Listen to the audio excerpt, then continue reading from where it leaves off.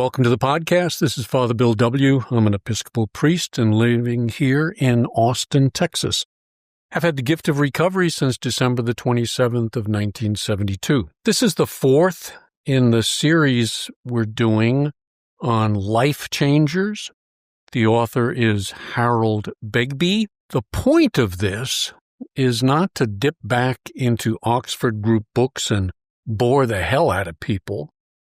The point is to go back and study some of the pioneer literature that people in AA were exposed to, and to see if we can't draw from the literature some things that would be helpful to us in understanding the program better. So that's what I'm trying to do. Begbie's book is dated. I mean, it's 100 years old. Some of the language is really stilted, but I still think there's some very good insights that we can gain. At the back of his book, he adds another chapter. It's his final chapter, and this will be our last episode.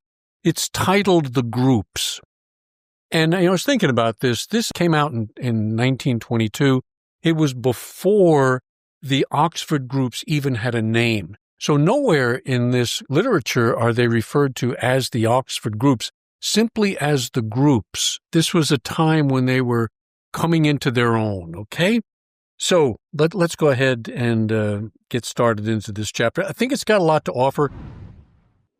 The author of this chapter is not Begbie. He borrowed it from a fellow by the name of John McCook Roots.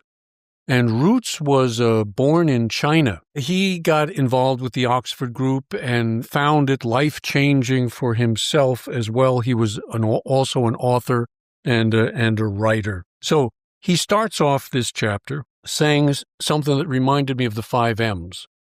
He says, when the church fails, God sends a man. When the church fails, God sends a man. If you recall, in one of our previous episodes, I did a quick review of the 5 M's. The man, the message, the movement, the early days, and then the machine. And that's where things fail. And then the 5th M is the monument or the mausoleum because it's dead. So that's what he's trying to get to. He's here. He says, when the church fails, when you get to the mausoleum stage, you got to go back to the man stage. And that man could be Jesus or Buddha or Bill Wilson. He picks up from the Middle Ages. He says, since the Middle Ages, there have been 3 awakenings, each about 2 centuries apart, each of which forced upon a reluctant world some neglected aspect of truth. They lost the way.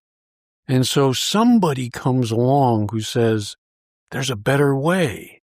And it's really the original way. Let's get back to doing it that way. St. Francis sought to free men from bondage to things. Get rid of all the stuff that's keeping you trapped, and find God in a new way of looking at reality. St. Francis. The prayer that's attributed to him made it into the 12 and 12, so it's part of our literature.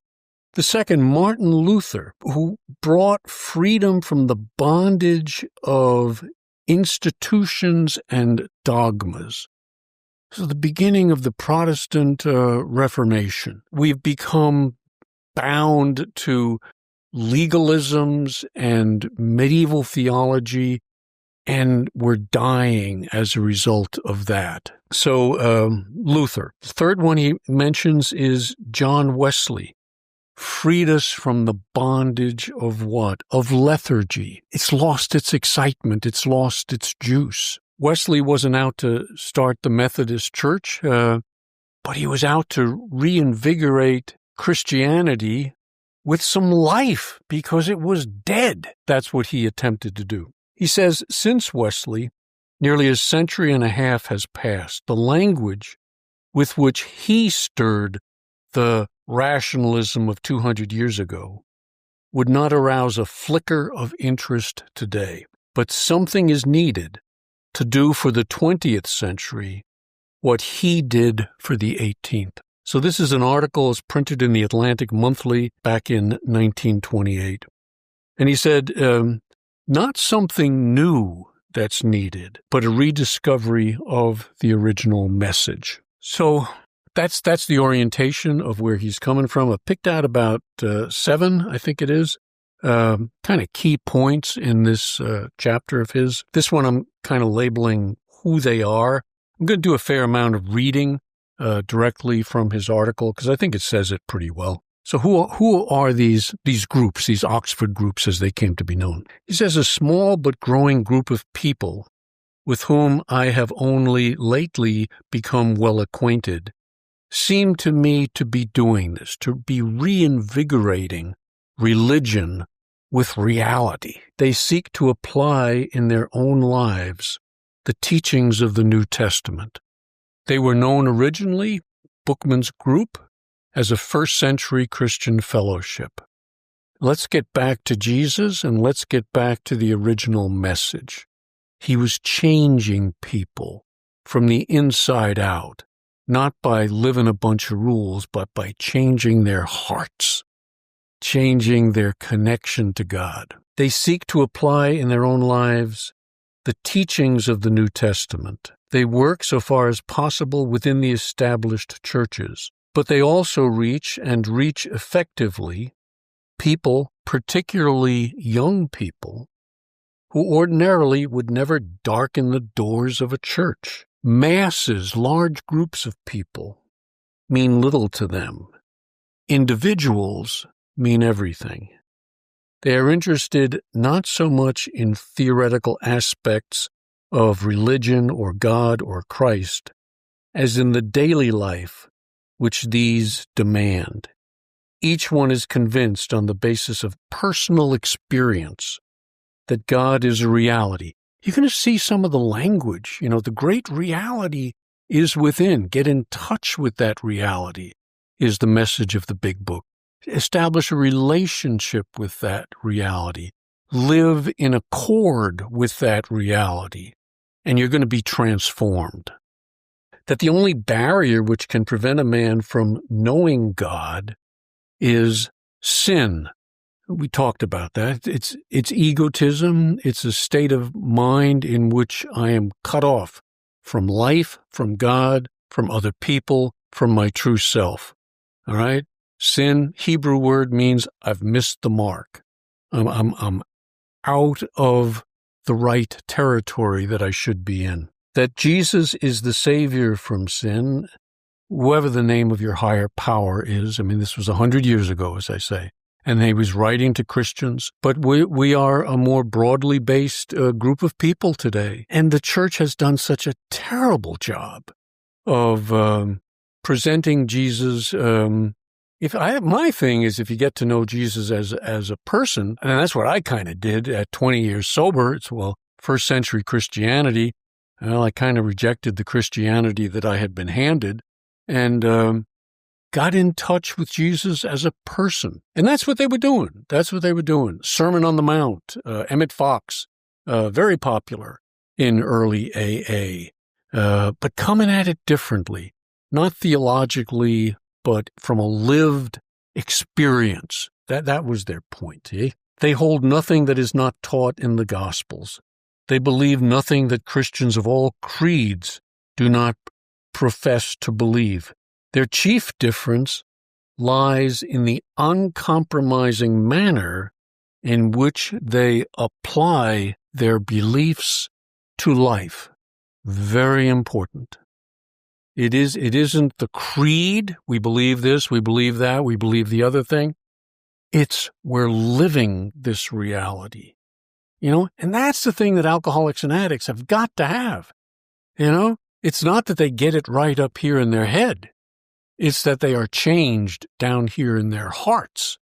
And that's what I think a reading of some of the early literature, it sure helped me, and my hope is that it's going to be of some help to you. The third piece that I've picked out is how they were different. So let me read some of this. Many people today, whatever they profess, assume that for all practical purposes, Christ's standards must be adapted to human nature. This group act on the assumption that human nature must be adapted to the moral standards of Jesus Christ. They believed that human nature can be remolded radically toward meeting those standards.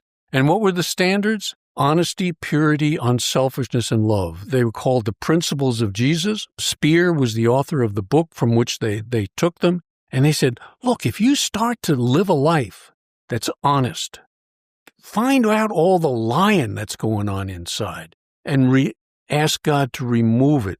Find out all the selfishness that's going on inside. Selfishness, self-centeredness, that we think is the root of our problem. Root it out. Okay? So those were the standards. And Dr. Bob said in his last major talk that he found them very helpful and still did in 1948. So people say they're not part of the program, and technically they're not. But for one of the co-founders, they were pretty damned important. So they believe that human nature can be remolded radically toward meeting those standards. In other words, they believe in conversion, change, psychic change. I mean, if you look at Jung, when he was trying to help Roland Hazard, he sent him in search of change. Go find a place where psychic change can happen to you. And Roland, one way or another, wound up in the Oxford group and underwent the change. Then he changed Ebby, and Ebby changed Bill, and Bill is kind of still out there changing millions of people. Through what? Through an understanding of a simpler and different relationship with the great reality within. Many people today, while professing belief in prayer and a divine purpose, pray only in spasms when things get tough, and have never stopped long enough to consider that God might have a purpose for them at variance with the one they are restlessly or recklessly or hazily pursuing. What is God's purpose for us? We think we know. Oxford group people will say, you might be in for a surprise. Start listening for guidance. Start living a guided life. Start doing two-way prayer. And you may be sent in a very, very different direction. This group takes it for granted that a converted life, a changed life, can be guided in all things by God's Spirit, working through the human mind. They believe that prayer, for most people, consists too much in petition, asking for things. They, too, believe in petition. I like this part. But they believe first in submission and audition, surrender and listening. Submission to God's will, step 3. Audition, listening for God's guidance, step 11. They aim to shape their daily course of action on promptings. I love that word, promptings of the Holy Spirit. Little pushes, nudges, pulls that are leading me in a new direction. This is a God-guided life. Listening intensely to the movements of the soul, to my emotional response to things. It's watchfulness. Recovery Dharma, I've heard about this. I need to attend some of their meetings and do plan to. But it's like the Buddhist watchfulness, mindfulness, keeping an eye directed inwardly, all right, to go inside, to pray, to meditate, to be very sensitive at the level of the soul. This is what they're getting at, eh? The promptings of the Spirit in the form of luminous thoughts. And there's an Oxford group expression, luminous thoughts. Thoughts that come to us in our two-way prayer that are luminous, that have a light around them. I can't tell you how many times it's happened to me. It happened to thousands of other people I've been in touch with. this doesn't sound like me. This sounds different. This thought, this sentence that I wrote, if it's not coming from my mind, it has a luminosity to it. It calls my attention to it, grabs me, prompts me, pushes me. See what they're getting at here? Luminous thoughts which may come at any time, but come most fruitfully in the quiet of the early morning, and which can never come at all except as their own lives are purged of self-will and remain perpetually poised in eagerness to receive and follow the divine direction. Step 11, sought through prayer and meditation to improve our conscious contact with God as we understood God, praying only for what? Knowledge of God's will for us and the power to carry that out. I want to be in touch with the living reality that is within. I want to establish a firm, solid relationship with him or it or her, whatever you want to call it, and be guided. Be guided by what? The best that's inside of me. See, every one of us has this within us, To be human means to have this. And it's not just conscience. It's not just right and wrong. Dr. Bob said, if I'm faced with right and wrong, I don't need two-way prayer. I don't need meditation. I just need a good conscience. You do the right thing. You do the next right thing. But what if I'm faced with two right choices? Which way do I go? Which direction do I move in? That's where I need guidance. They are convinced that this sort of active communion with God is not only interesting and satisfying, but that it is available to all. In a word, they believe in guidance. When I discovered this stuff, it was like, wow, I was never taught this part of the program. I was 20 years sober, and that piece of my education was sorely missing.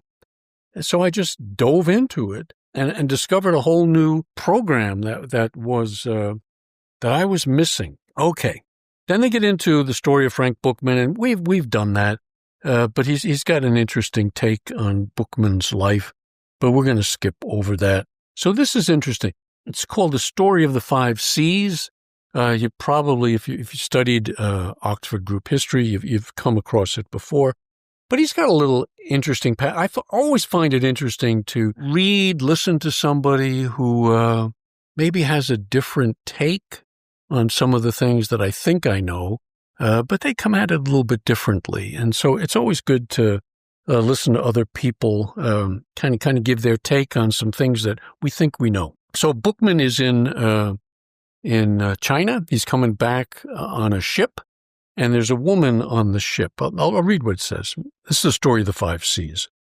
It was a youthful fellow passenger across the Pacific in 1917 who was the means of crystallizing certain principles of action which since have formed the basis of Buchman's work. She had heard him refer to normal Christianity as enabling the ordinary person to do extraordinary things. And one evening she asked, how can an ordinary person like herself begin to win others? She said, Buchman, Frank, tell me how to do this, but there's one condition. It's got to be very simple. She must have had the Dr. Bob streak in her. Keep it simple. Don't give me a bunch of heady stuff. So what did Buchman do? He goes down to his cabin, he says, and he does in two-way prayer. He says, Lord, show me a simple route, an easy-to-remember route for this woman to understand what it is I'm trying to do. So next morning, these 5 words came, and he wrote them down. These are the 5 C's. Confidence, confession, conviction, conversion, continuance. You want to understand the program that Buchman was developing, which Wilson said he got his program he got from the Oxford Group? Steps 2 through 11, he said, came straight from Sam Shoemaker and the Oxford group. He just put them into words, but the process already existed. So let's go through them. It's just one sentence or so for each, but it's kind of interesting. Confidence. The first, confidence, is the natural development of friendly acquaintance. I got to get to know people. People have to get to know me. You want to change a person? That's the first step. Confidence. Gain their confidence. Isn't that interesting? This is the beginning of group therapy, if you will. What do they train a therapist to do? To listen to people. Tell me more. Tell me more. Don't be jumping in to tell them about yourself. You're a lousy therapist if you're doing that. You tell me. You're very interesting. Your life is very interesting. Oh, I didn't know it was so interesting. Yes. And if you change it, it can be even more interesting. But you got to get their confidence. All right? I think we've maybe lost that. When someone comes into the rooms, greet them, meet them, spend some time with them. Hey, what's it been like out there, Joe? Tell me about it. Because I've been sober 7 years now, but I forget. What was it like, Joe? Oh, my God, let me tell you. Joe has something to teach you. All right? Because he's in pain. He's close to it, you see? There, listen to him. Confidence. The second is confession. The second is the normal result of intimate friendship, when barriers are leveled and each sees the other as he is. One of the scriptures that was very important to people in the Oxford group and in early AA was the letter of James. Dr. Bob's wife loved it, read it. If you want a copy of it, I got a little booklet that I put together some years ago. Write me at twowayprayer@gmail.com. Happy to send you an electronic copy of it. All right? What does it say in there? It says, confess your sins one to another. This is our fifth step, confession. And it's not formal confession, like you go to a priest and receive absolution. You sit down with another human being and say, hey, this is who I've been, and I'm not proud of it. And the other person listens to you and accepts you, doesn't forgive you. It's not their job. You didn't hurt them, but they accept you for who you are. All right? And this is the thing that people are craving. The third C is then conviction. Conviction of sin is the normal result of the impact upon a man of a quality of life which he instinctively knows to be superior to his own, the lack of which he recognizes as an offense against God and as his fault and his only. That's a concept that we've pretty much lost touch with. Conviction, the awareness that there's something wrong inside of it. That after I've confessed my sin to another, my what I've done wrong, I've talked that out with another. Then what? What does the book say? Then you take this book down from a shelf and you open it to steps 6 and 7, short little things. And you read them and you go over the foundation that we've put in place. Is it solid? Because at that time, I'm raw. I've been opened up. And I want more of what I just experienced. I want more of God. I want more of fellowship. I want more of honesty. I want more of the unselfishness that I just experienced in this talk with this other person. I want more of this. Well, what's blocking you? That's what they want you to get in touch with. What's blocking you there? Find out what those things are. The most misunderstood, it doesn't get much attention, but Wilson said this is where he put the 4 absolutes. When he was writing the 12 steps, he didn't want to put the 4 absolutes right out there in front of people, but he said, I put them in 6 and 7. God, I remember when I came across that footnote in Ernie Kurtz's book, Not God, History of AA. It opened that door for me. 6 and 7 took on a wholly new meaning. That what I'm attempting to do is to live a life now of honesty, of purity, unselfishness, and love. Watch for these. Watch for them. Grow towards them. Boy, took on a whole new dimension for me. And I hope it will for you. Really encourage you to go and read 6 and 7 in the 12 and 12. I think they did a pretty nice job of that when they were writing it. And what is it? It's aim for perfection, the perfection which is God. Settle for progress, which is the human condition. We're going to fall short, all right?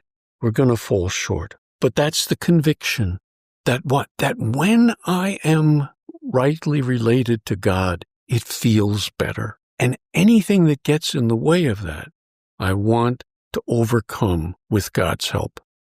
There you go. That's it. Conviction. Conversion. He says conversion is the radical change of values brought about by God's Spirit working in the heart. Conversion, psychic change, conversion experience, transformation, a change of personality. You're not the same person. Why? Because the blockages, the things that were getting in the way, the negativity, the anger, the resentments, whatever it might be, the lustfulness, they're put to one side, and a new person is starting to emerge. Big Book says what? We were reborn. We became a new people. I had a therapist who was very tough many, many years ago, and he turned to me one day and says, "I'm going to kill you." Whoa, what the hell did he mean? His job as a therapist, he thought, was to kill not me, not bodily me, but to kill the part of me that was killing me, the part of ourselves that are destroying ourselves. This is what has to die. They called it sin. You can call it whatever you want. It's self-destructiveness. It's not living up to who you're meant to be. And that's the stuff that has to go. You see? That's the stuff that has to go. So that's the conversion. Continuance. Continuance, he says, is that lifelong process of growth, familiar to religion and to psychology. I think we're living in an age where religion and psychology have got to be brought together. Science and spirituality are not opposed to one another. They're means of reaching the depth of the human species, who we are. We're spiritual beings. Psyche means what? Soul. It's not a little thing that lives in me and registers sin. Soul, it's who you are. It's who you're meant to be. Are you becoming that or are you not? That's the stuff. And here's the deal, guys. If recovery is presented to people in that language, not in the language of slogans and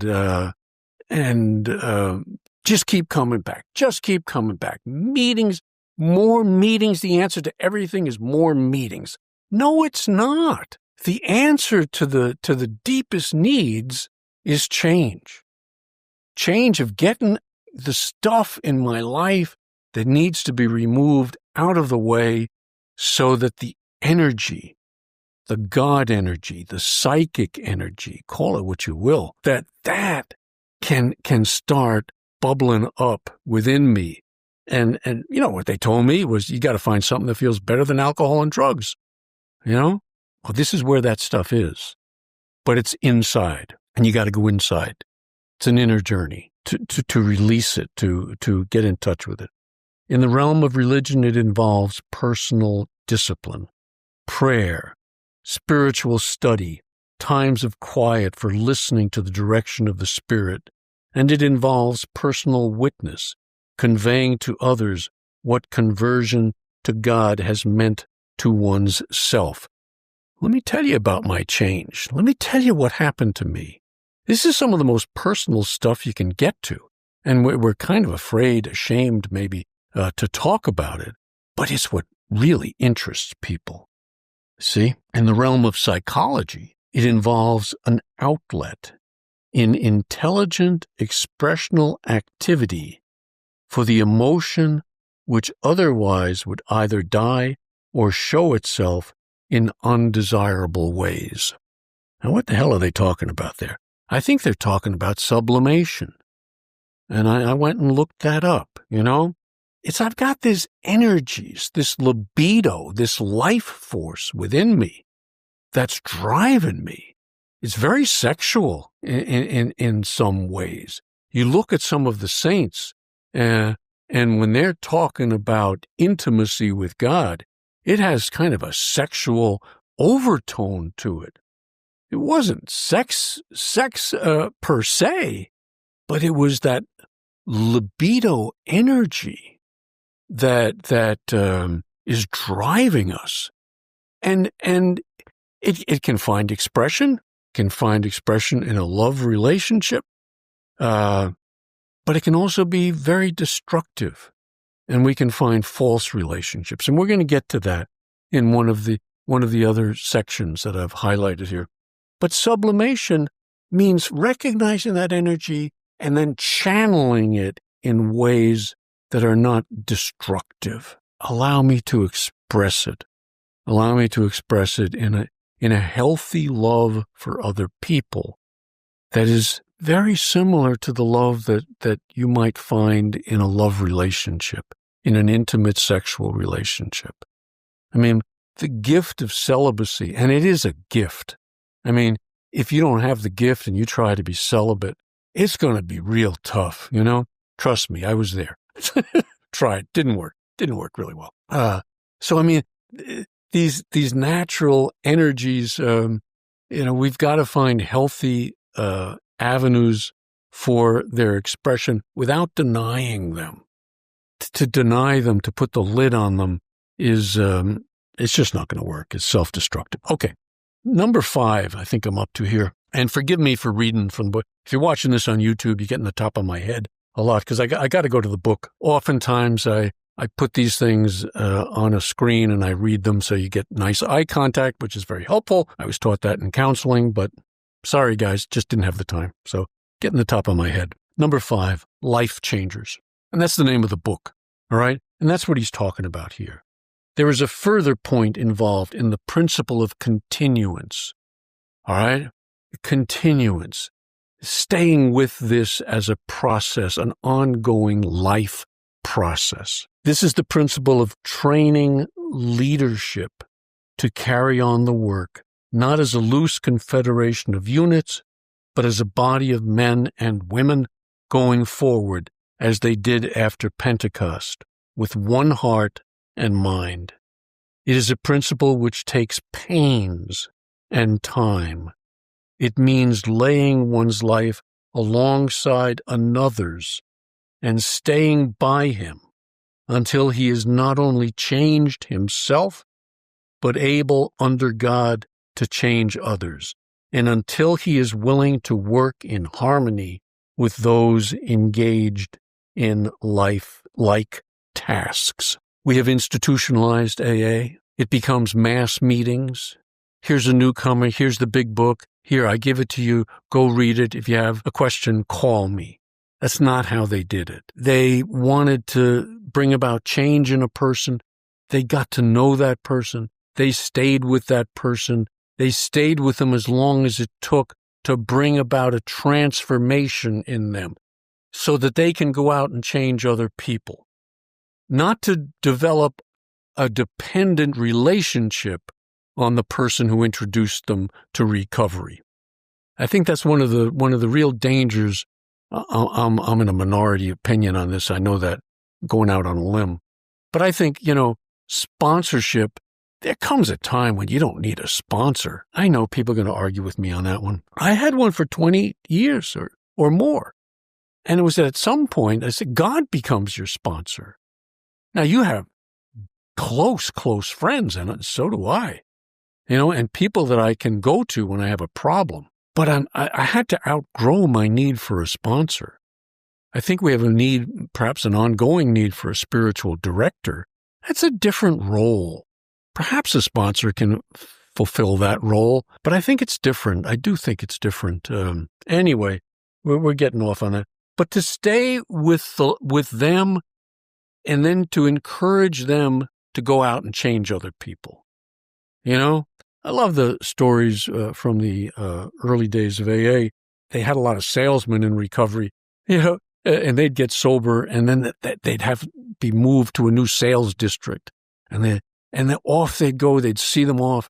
They were like missionaries. Buchman going off to China. These guys are going off to Houston or Dallas or Omaha or God knows where. They got their big book. They've been changed. Now they go change others. If you're not a changer of other people, something has gone wrong. So that's number 5. And one other point that I think they make here, it's not the masses, it's not the many, it's the few. Change a few people deeply, and then this thing is going to take hold. If you just change a bunch of people very lightly, then you're going to get to where it just doesn't have much to offer. You see? It doesn't have much to offer. And that's the condition that I find many churches in today. Do I want what they have? No. Am I willing to go to any length to get it? No. And I'd say the same thing for many AA meetings or NA or CA meetings. They're very superficial. Find the ones who are diving deep. They're there. I promise you they're there. But you got to seek them out. And you got to show them that you're intent on being one of those. I want what you have, and I am willing to go to any length to get it. Teach me, and they'll see it in you, and they'll stay with you. If you're a slacker, they probably won't have time for you. But if you're really intent and serious about transformation, changing your life, and then changing the lives of others, they'll give you every moment of time that you need. Number 6, they focused on, this is Buchman, he focused on university students. All right? This is worth digging into a little bit. Let me read what we got here. During the years immediately following the war, that's World War I, the conviction grew on Mr. Buchman that the most neglected and ill-handled field of spiritual endeavor in the English-speaking world was to be found in the colleges and universities of Britain and America. He saw, too, that there was no group of people better able to bring about a vital Christian movement. They were young, intelligent, cultured, but for most of them, conventional religion was at best a burden to be endured, and at worst, a myth to be ignored. To awaken interest, something distinctive was needed. And what did he use? He used the house party. We've kind of lost, pretty much lost track of that. But that was what they used. People coming together for a long weekend, a week, 2 weeks, living together, studying together, sharing together, praying together, getting to know one another deeply. I went to a house party in Switzerland with a group from all over the world. We cooked together, we shared together, we overcame things that we thought we knew about one another. Some of these people were Muslims. I thought no Muslim drinks. Well, maybe no good Muslim drinks, but there are a lot of not so good Muslims out there, apparently, because they're going to say, "Hey, my brother's a drug addict. My father's this." They were human beings, and they got to know me, and I got to know them. Marvelous. Did the same thing on some retreats with some alcoholics and addicts that I've done over the years. Time apart where you can really get to know one another. So they talk about house parties. It's very interesting. I'm not going to go over it too deeply. What it did bring to mind for me, to get this thing back to 12-step stuff, which is what we're kind of interested in. There was a house party, you might call it, in Akron, Ohio in 1933. I believe it was in January. Here's the story behind it. Akron was a rubber town. The rubber barons were there. Cars were being manufactured in Detroit. The tires were coming from Akron.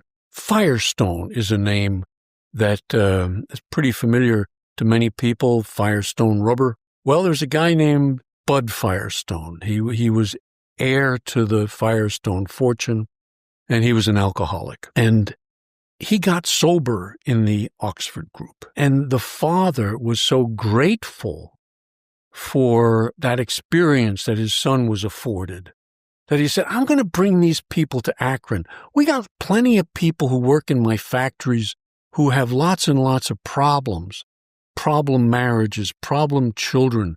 We're going to bring them to town and have a great big house party. And so he did that. Frank Buchman came to town, other Oxford group people, somewhere between 30 and 60. I'm not sure of the exact number, but they came and they shared with the community what changes they had undergone. The Protestant churches in the community opened themselves up to them so that this week, instead of the preacher sharing, some Oxford group people were going to get up and share. Well, Henrietta Seiberling was there, and she was really changed by what she saw. Of course, she becomes active in working with Dr. Bob. Most people don't know this. Dr. Bob was in the Oxford group for 2 years before Wilson ever showed up in town. And Wilson was in the Oxford group for 6 months or so before he showed up in town. And Henrietta Seiberling was the woman who knew both of these guys. She's working with Bob. He's not changing. He's still drinking. She gets to know his wife really, really well. The wife, Anne, confesses, if you will, to her that this is the problem. And then what happens in group? She says, this is a beautiful story. She says, okay, she says to the group, she calls a special meeting of her little Oxford group team after the group had left. You know, she's kind of in charge of a squad in Akron that's trying to come together and carry on what they learned in the house party deal, if you will. Fascinating. They were at the Mayflower Hotel where Wilson winds up. I mean, you can't study the history and not come away with the hand of God, the finger of God, just kind of moving this one, nudging that one, pushing this one in that direction. It's just amazing, you know. And change was in the air. So Bob's not getting it. What does Henrietta say to the group? She says, I want everybody to share something deep tonight. You know, no pussyfooting around was the expression she used. Nothing light. I want some deep shares. Maybe there are 8 or 10 people, I don't know, in the group. They go around the group. Each one shares something deep that they had been maybe holding on to. And then it comes Bob's turn. Bob, do you have anything to share? He says, you people have shared so deeply. I'm touched. I'm moved. Secretly, I'm a drinker. I didn't want my business to go to hell, you know, so I don't want word of this. You got to hold on to the confidentiality of the group here, you know, but I'm a secret drinker. Do you want us to pray for you, Bob? Yes, I do. They get down on their knees. 2 weeks later, what happens? Bill Wilson shows up. He's at the Mayflower Hotel. You know, it's 2 years after the Oxford group people have left, but this remnant is going on, and he wants a drink. And he knows that he needs to work with an alcoholic. What does he do? Through a series of phone calls, he gets in touch with Henrietta. I'm a rum hound from New York, he says. I need an alcoholic to work with. Do you happen to know anybody? Do I happen to know anybody? Get over here right away. Have I got one for you? She had Dr. Bob, and she set up the meeting with Dr. Bob. And Wilson comes. He's there with Henrietta. Anne drags Bob out. He says, I'm staying 15 minutes with this guy, and then we're getting the hell out of here. And they stayed for something like 5 hours. And Bob said he spoke the language that he understood alcoholism. He understood what was happening with me. That began the process for him. So house parties, powerful, powerful transformation models that they developed. Okay, I got to finish up here. Going a lot longer than I thought I would. Next section is on money and sex. Well, how to get to these things. All right, let me read what they got there. Most people today are facing two problems, sex and money. These house party groups, I believe, are helping to solve them. The question of sex needs no emphasis to bring it into the open. It is already emphasized, not to say overemphasized, emphasized in literature, motion pictures, social relationships, with a freedom unheard of for over a century. Psychiatrists say that it is an important factor in a great majority of their cases. Doctors state that in some form or other, it is a nearly universal problem with both men and women. Every minister who deals searchingly with any form of the confessional knows that he cannot avoid meeting it. Yet the attitude of most parents, teachers, and churches towards this problem, in all its perplexing ramifications, is marked by timidity and clumsiness. I've been to very few AA meetings where the subject is sex, and to deal with it in a healthy, helpful way.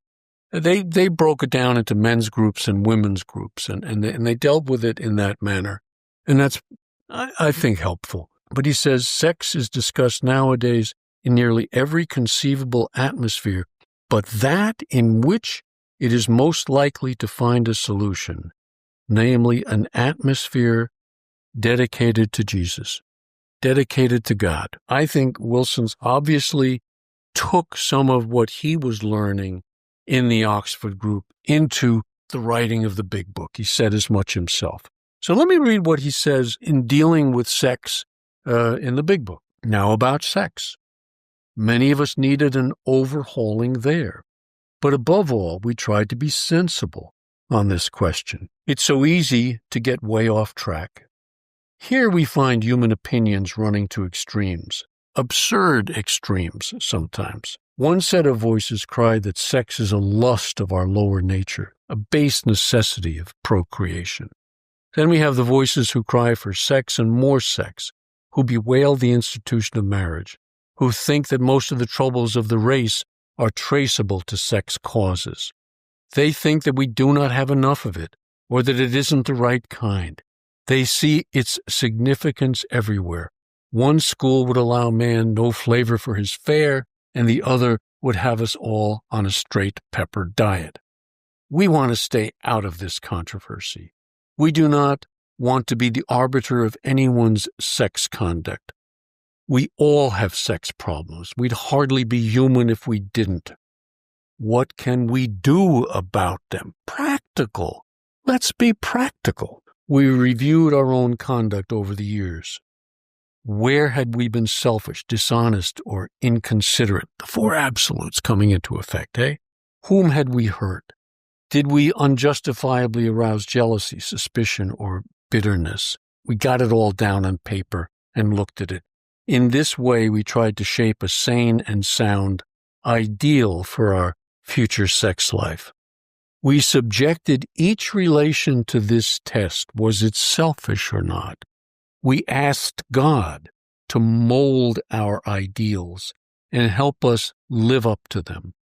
We remembered always that our sex powers were God-given and therefore good, neither to be used lightly or selfishly, nor to be despised and loathed.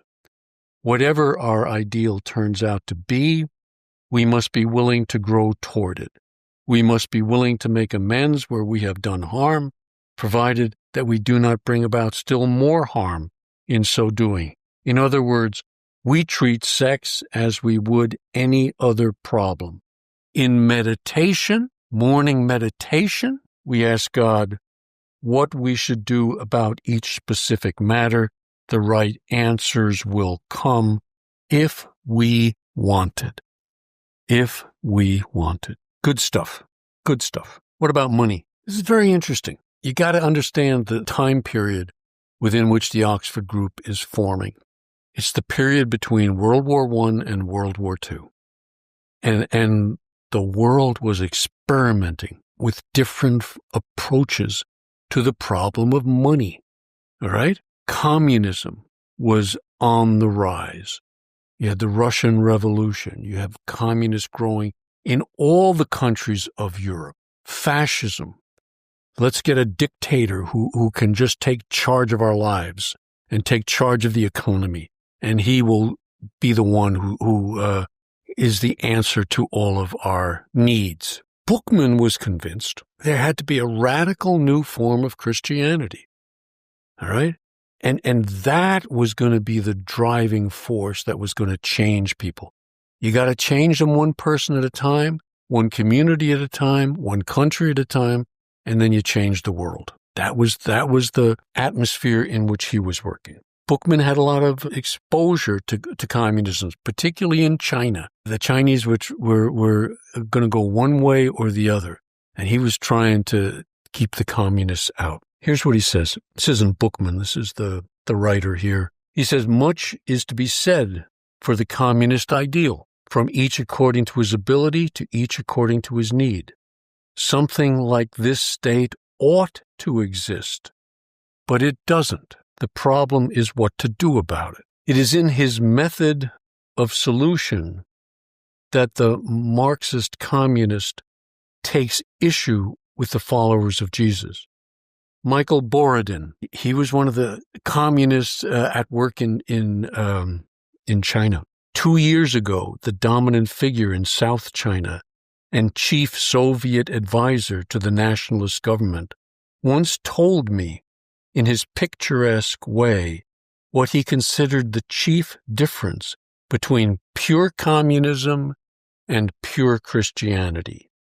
You, he said, undertake to bring in the kingdom of God through love. We are striving to bring it in by force. Well, I think it's well stated there, that we're going to force economic change onto people. Doesn't seem to work very well that way. But a generous spirit, has to be developed in people, that we're going to take care of the weakest in our society, that we're going to welcome the people who are at a loss for a home, for a country. It's an attitude. It's an attitude. He says money and possessions are treated by the group as belonging to that whole category of material things, which are not in themselves either evil or good, which are given for our use, but which, in proportion as our desire for them overrides our desire for God, can effectively keep God out. God, I give you my alcohol problem. God, I give you my smoking problem. God, I give you my wife problem. God, I give you my money. Whoa, wait a minute. Wait a minute. All right.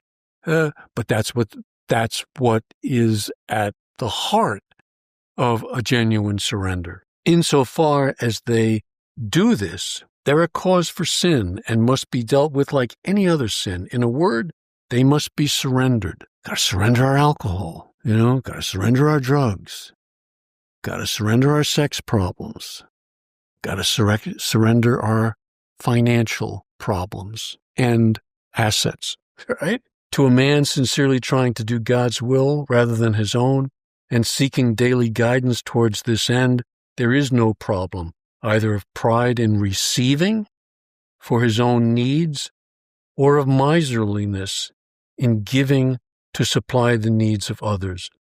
There results a form of practical sharing of possessions, which seems to me to hold the germ of a truly spiritual solution for the problem of material inequality. This is the part I think that's really good. There results, too, a literal casting of all anxious concern for the world and for the individual upon God, with a resolve to give to the limit whenever guided to do so, but not to worry in general where one cannot help in particular. So it all boils down to guidance. It isn't a question of I have to give everything to the poor, sell everything I've got. No, I've got to be guided. What is the right thing to do in this situation? What is the right thing to do in that situation? To give too much here might be a problem. To give too little here might be a problem. God, what's your guidance? And this is why the two-way prayer, the seeking God's guidance in all of our affairs, was seen as the only solution that was going to work. Communism isn't going to work. Fascism isn't going to work. What is going to work? Changed lives. But you got to do it one at a time. You got to do it in small batches. Can it be done in mass production? I don't think so. That was the route that, Buchman eventually went. He had 30,000 people coming to some of his talks. But over the years, what happened to him? The power to transform was lost. And so you wind up right back at where this chapter began. When the church fails, when the institutions fail, God sends a man. And God may be sending you. He may be sending you to effect the deep change within yourself that you want, and yet a part of you doesn't want. And then as you become a changed life, then you go out and under guidance, you change the lives of others. And it doesn't have to be thousands. It doesn't have to be hundreds. It doesn't even have to be dozens.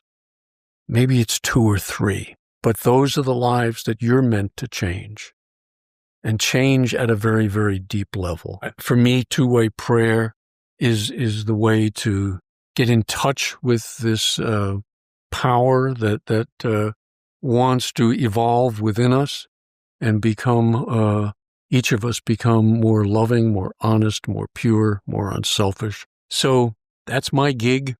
My gig is help people find this, get in touch with it, do it, and leave the results up to God. So I hope the book was helpful. I found it some good stuff, some heavy plodding, but find the parts that are helpful to you. Life Changers.